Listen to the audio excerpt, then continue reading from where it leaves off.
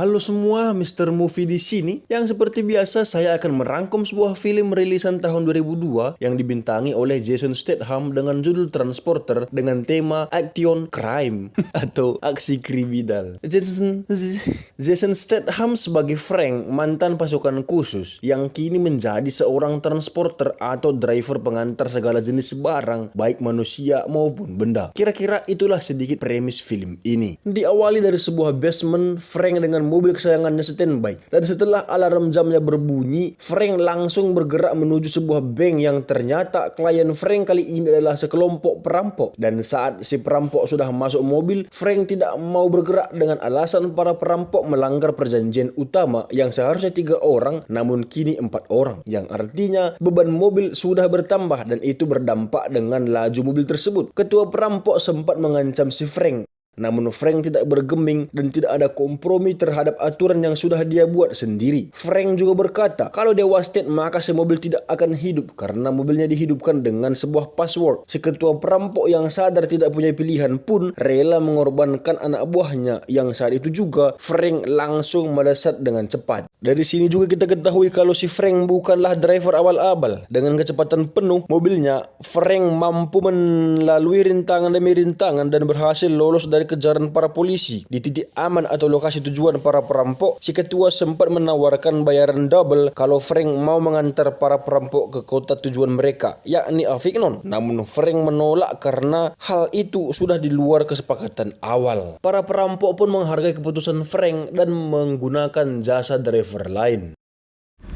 You gave me too much. I need you to take us to Avenue. The deal was this far, no further. Setelah tugas selesai, Frank mengganti plat mobilnya dan pulang ke rumahnya yang megah di tepi pantai. Frank juga membersihkan mobilnya untuk menghilangkan bukti ketersangkutannya terhadap kelompok perampok sebelumnya yang ternyata sudah tertangkap oleh polisi di kota lain. Yang bersamaan dengan itu, inspektur polisi bernama Tarconi datang ke rumahnya atas dasar curiga dengan Frank yang punya mobil sama persis dengan mobil yang digunakan sekelompok perampok bank sebelumnya, yang berbeda nomor plat doang. Tarconi yang tidak punya bukti hanya bisa pergi dengan senyuman. 1999 black BMW. Robbery. Fancy driving. Di sebuah bar, Frank bertemu dengan klien yang lain yang kali ini mengirim sebuah paket cukup besar dan jarak yang lumayan jauh. Kita juga mengetahui kalau dalam aturan Frank, dia tidak perlu mengetahui isi paket juga nama si penerima. Setelah kedua pihak sepakat, Frank meminta bayaran 4.000, dibayar 50% di muka dan 50% lagi setelah barang diterima. 40,000. Half now, half on delivery. Di siang harinya, paket sudah diterima oleh Frank dan pengantaran pun dimulai. Dengan santai dan rileks, Frank mengendarai mobilnya. Hingga beberapa saat kemudian, ban mobilnya kempes. Frank pun mengganti ban mobilnya tersebut. Yang saat Frank membuka bagasinya, si paket bergerak. Namun Frank tetap berpegang teguh kepada aturannya. Jangan buka paket. Ya, itu kira-kira guys. Singkat cerita, ban sudah ditukar, perjalanan dilanjutkan hingga sampailah di sebuah pom bensin. Frank beristirahat sebentar sembari makan. Frank juga membeli sebotol minuman rasa-rasa. Perjalanan pun kembali dilanjutkan. Di tengah perjalanan, Frank yang sadar kalau isi paket adalah manusia dan tidak tega dengan si korban, Frank pun membuka koper tersebut yang ternyata di dalamnya seorang wanita muda yang cantik parasnya. Frank pun memberikannya minuman dan setelah itu perjalanan pun dilanjutkan. Frank. Namun bukannya tenang, si wanita bernama Lai terus menggedor-gedor bagasi si Frank yang hal tersebut bisa saja memperburuk keadaan. Frank pun terpaksa memeriksa keadaan si Lai yang ternyata hanya mau pipis. Frank pun memberinya waktu 1 menit dengan posisi leher si Lai diikat namun tangannya dilepas, yang hal tersebut hanyalah kesia-siaan belaka. You have 1 minute. Dan karena waktu sudah habis, Frank pun datang mendekat yang ternyata Lai sudah melarikan diri ke dalam hutan. Frank yang sudah berpengalaman pun mengikuti jejak yang ditinggalkan Lai hingga kemudian. Rule 3. Never look. Ya, akhirnya si Lai berhasil ditemukan. Dan saat kembali ke mobil, ternyata sudah ada 2 polisi yang memeriksa mobil Frank. Karena tidak ingin membuang-buang waktu, Frank pun menghajar para polisi tersebut dan perjalanan pun dilanjutkan. Singkat cerita, sampailah Frank di tujuan di sebuah rumah yang besar dan mewah. Si pria ini bernama Wall Street atau kita panggil saja Wall. Beliau adalah orang penerima paket tersebut. Frank juga mengalami keterlambatan. Namun, si Wall tidak menghiraukannya dan memberi uang yang tersisa sebelumnya. You open the package. Or open the package. Saat Frank hendak pulang, si Wall kemudian menawarkan bisnis untuk mengantar sebuah barang berupa koper. Tanpa bertanya banyak, Frank menyetujuinya dan langsung pergi. Di sebuah kedai, Frank beristirahat makan. Setelah itu, Frank membeli 2 botol minuman yang akan diberikannya ke 2 polisi yang disekap di bagasi mobilnya. Namun tiba-tiba, mobilnya meledak. Frank tahu kalau penyebabnya adalah koper yang Wall Street serahkan sebelumnya. Sehingga dia pun kembali ke markas Wall dan menghajar anak buah Wall satu persatu untuk menunjukkan kalau dia bukanlah orang yang gampang untuk diintimidasi. Setelah semua anak buah si Wall berhasil dilumpuhkan, yang mana juga Wall tidak ada di sana, dia pun langsung pergi dengan sebuah mobil yang terparkir di markas tersebut.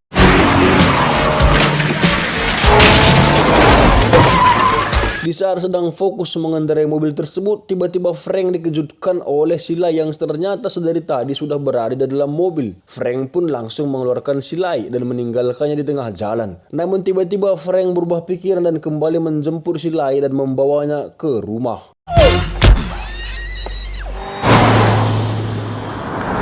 Di sini Frank bertanya siapa Lai dan dengan siapa mereka bermasalah. Lai menjawab kalau Frank sudah sangat sial. Frank tidak menghiraukan pernyataan si Lai dan langsung menyiapkan makan malam untuk si Lai. Frank langsung tidur karena sudah stres dengan hari yang dilaluinya. What kind of shit am I in? Deep shit. Sila yang sudah siap makan mengintari seluruh rumah Frank juga melihat beberapa barang-barang Frank. Salah satunya sebuah koper yang di dalamnya tersimpan seragam TNA dan beberapa bintang penghargaan. Setelah puas, Lai pun langsung tidur. Di rumah sakit, Wall menjenguk anak buahnya yang sekarat setelah dihajar Frank sebelumnya. Maksud kedatangan Wall hanya untuk memastikan si anak buah tidak buka mulut akan kegiatan bisnis mereka terhadap polisi. Bahkan Wall langsung mewastirkan si anak buah tersebut untuk memastikan bisnis mereka aman.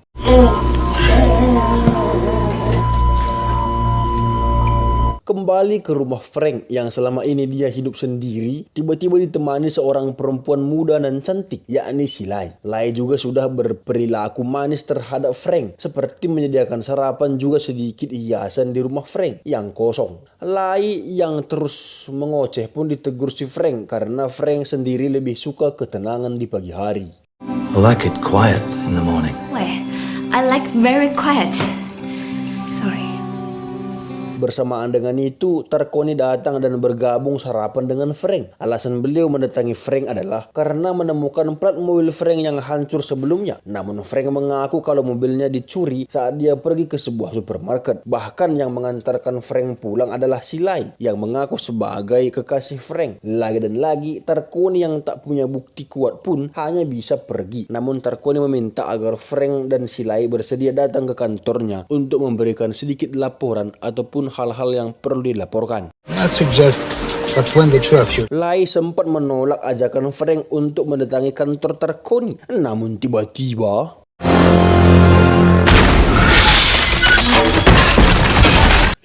rumah Frank diberondol dengan berbagai senjata mulai dari RPG, senjata mesin dan peluru berkaliber besar. Para penembak adalah anak buah si Wall yang berhasil melacak tempat tinggal si Frank. Yang hal tersebut membuat mereka berdua terkepung. Namun Frank masuk ke sebuah terowongan bawah laut yang terhubung ke rumah Frank yang lain.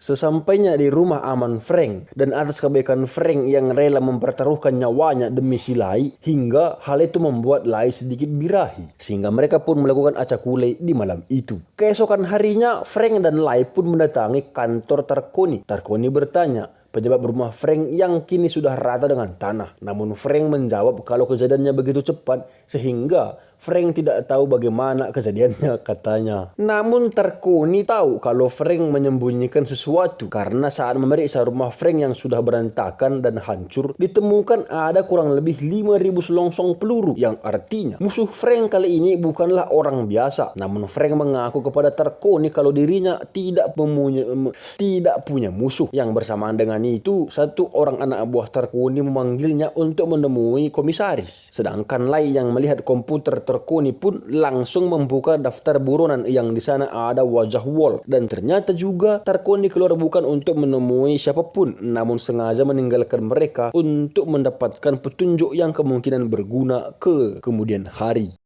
Hello. See? Tak lama kemudian, Lai dan Frank pun pulang dengan sebuah taksi. Lai meminta Frank agar mereka segera menemui Wall. Frank menolak karena dia hanya ingin hidup tenang. Ditambah lagi para mafia sebelumnya mengira kalau Frank sudah wasted, yang hal itu menguntungkan baginya. Namun si Lai mengaku kalau Wall bekerja sama dengan pengusaha Hong Kong dalam bisnis human trafficking, yang saat ini ada 800 orang sedang dikirim termasuk keluarga Lai sendiri. Frank yang kasihan pun langsung menolongnya. There are 400 people on the ship. Sedangkan Tarconi sudah mengetahui siapa lawan si Frank dari profil buron yang tadi sempat dibuka oleh Lai. Begitu juga dengan Frank dan Lai sudah sampai ke kantor Wall, yang saat ini mereka sedang menyekap Wall. Lai cepat-cepat mencari file yang menyangkut ke daftar 800 orang yang akan diperjualbelikan tersebut. I can't find anything.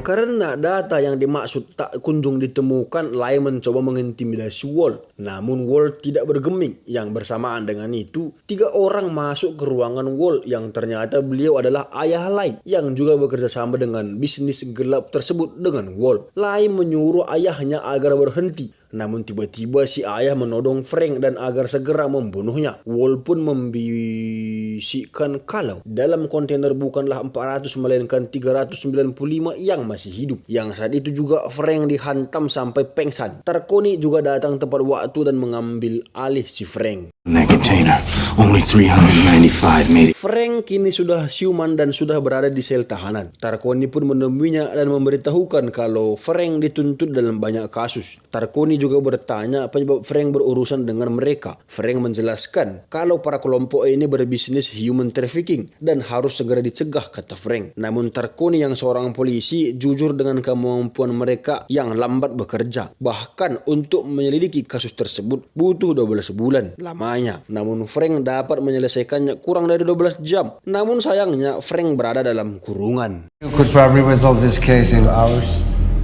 Less. Tarconi yang paham akan situasi pun bekerja sama dengan Frank. Seolah-olah Frank menyandra dan hal tersebut berhasil. He moves in that killer. Dari kantor polisi, Frank dan Tarconi melaju menuju pantai tempat peralatan Frank disimpan, yakni sebuah sampan. Tarconi sempat memberi Frank pistol, namun setelah melihat perlengkapan Frank, Tarconi mengurungkan niatnya dan mereka pun berpisah. You need it. Oh, maybe not. Frank yang dengan perahunya pergi menuju lokasi kontainer yang dimaksud. Dengan mengendap-endap, Frank memeriksa satu persatu tiap-tiap kontainer tersebut. Namun ternyata kontainer yang dimaksud sudah akan dikirim ke Meksiko. Mengetahui kalau Wall dan partnernya akan pergi dari tempat tersebut, Frank pun langsung menyerang beberapa penjaga.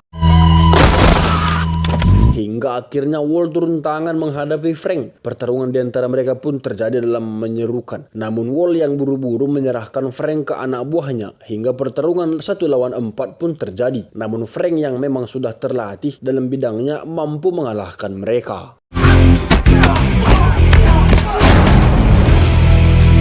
Sedangkan si Wall sudah mulai bergerak membawa truk yang berisi manusia tersebut. Dan Frank sempat bergantung di salah satu truk. Namun sayangnya Frank kembali jatuh. Di sebuah parkiran bus, anak buah si Wall datang menyerang Frank. Satu persatu Frank lumpuhkan mereka. Hingga akhirnya Frank melawan salah satu kelompok tersebut yang cukup kuat. Dan juga bersamaan dengan itu, anak buah Wall yang lain kembali berdatangan. Frank pun menumpahkan oli dan menggunakan pedal sepeda agar bisa menghajar para penjahat tersebut, yang seketika sekelompok bersenjata datang menembaki mereka, namun Frank berhasil lolos terjun ke laut dan kembali ke stasiun bus di awal juga mengambil pistol dari penjahat sebelumnya.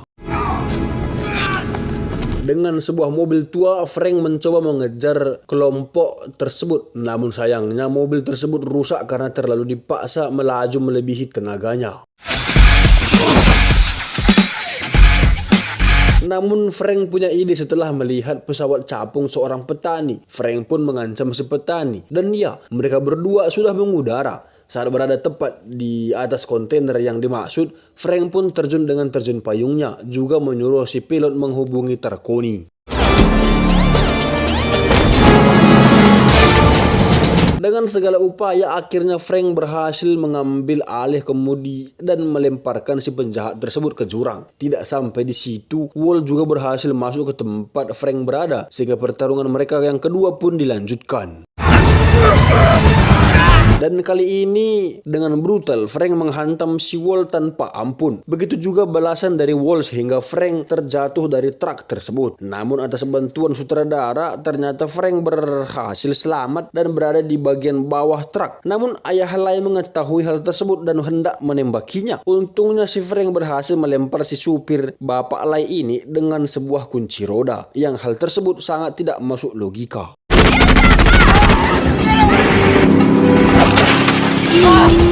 Frank pun kembali menghampiri Wall dan akhirnya berhasil menghabisinya. Frank pun menepi, yang ternyata ayah Lai masih selamat dan menodong Frank yang berjalan ke arah jurang untuk dieksekusi. Namun tiba-tiba terdengar suara tembakan yang ternyata dari Lai yang menembak ayahnya sendiri hingga was dead.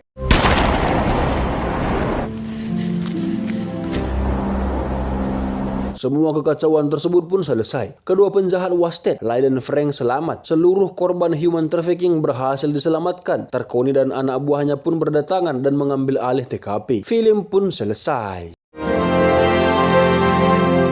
Bagaimana guys, serukah film kali ini? Bagi saya sendiri ini salah satu film OOM kesayangan kita ini yang apa ya guys, yang salah satunya terikonik lah begitu ya. Tetapi bagi saya lebih seru yang mekanik sih. Untuk film ini masih ada lanjutannya, sequel 2 dan 3 masih ada sih guys, ditunggu ya, pasti saya akan review. Bye bye, jangan lupa angkat jemuran ya Fitri, nanti mama marah oh.